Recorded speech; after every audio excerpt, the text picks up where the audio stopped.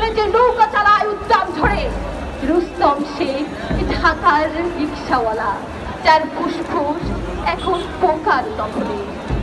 আর rifle কাঁধে বন জঙ্গলে ঘুরে দাঁড়ানো সেই তেজি তরুণ, যার পদভারে একটি নতুন পৃথিবীর জন্ম হতে চলেছে।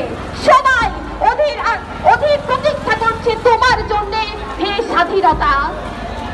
পৃথিবীর এক প্রান্ত থেকে অন্য প্রান্ত চলন্ত ঘোষণার ধ্বনি প্রতিধ্বনি তুলে নতুন নিশান উড়িয়ে দাবাবা বাজিয়ে জিতবেনি এই বাংলায়। তোমাকে আসতেই হবে, হে স্বাধীনতা, তোমাকে আসতেই হবে, হে স্বাধীনতা।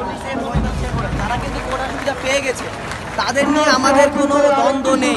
কিন্তু আমরা থার্ড জেনারেশন যারা, তাদের নাতিপোতা আমাদের কেন পিছনে লাগবে? দেশ এখন এগিয়ে চলছে, ৭১-এর পর ৫৪ বছর হয়ে গিয়েছে, দেশটা এখন স্মার্ট বাংলাদেশ বলা হচ্ছে।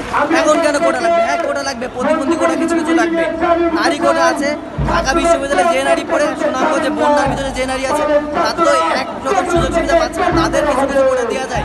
ইভেন সুনামগঞ্জে বন্যায় ডুবে ডুবে যে ছেলেটা পড়াশোনা করছে তাকেও কোটা দেওয়া যায়, এগুলো যৌক্তিক।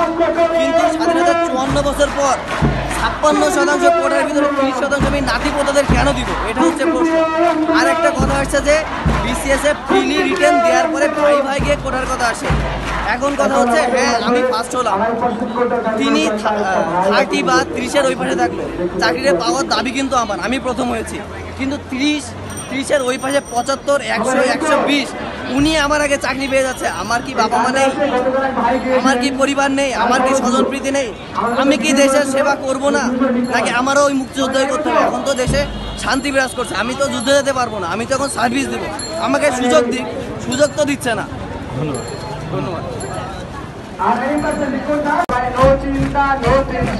কোটা থেকে মেধারে চড়ে যাবো আগেইয়া, কোটারে নয় এসে তো জাতির গলার কাটা রে, কোটা তো নয় এসে তো জাতির গলার কাটা, কোটা তো নয় এসে তো জাতির গলার কাটা রে, কোটা তো নয় এসে তো জাতির গলার কাটা।